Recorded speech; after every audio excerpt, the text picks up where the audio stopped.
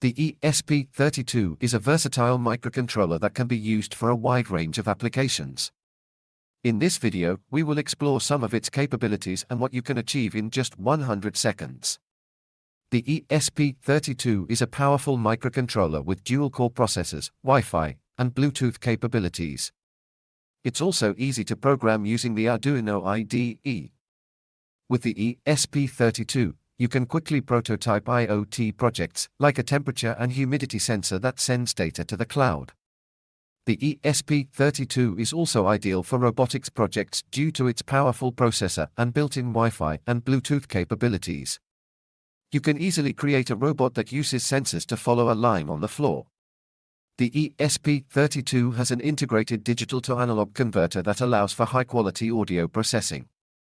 You can use it to create music players, sound effects, and even voice recognition applications.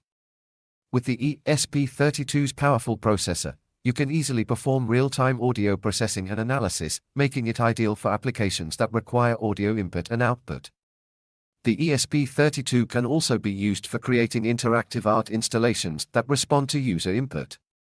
You can create an LED matrix that displays different patterns based on user input.